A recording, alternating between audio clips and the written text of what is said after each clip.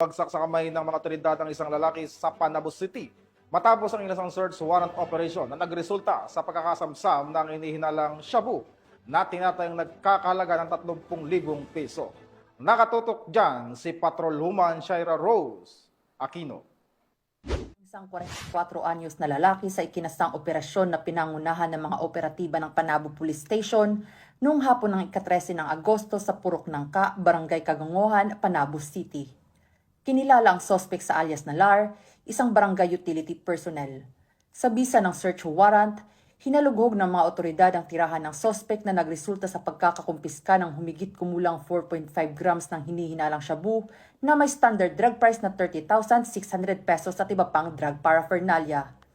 Si Lar pansamantalang nakakulong ngayon sa nasabing istasyon at naharap sa kasong paglabag sa Republic Act No. 9165 o ang Comprehensive Dangerous Drugs Act of 2002.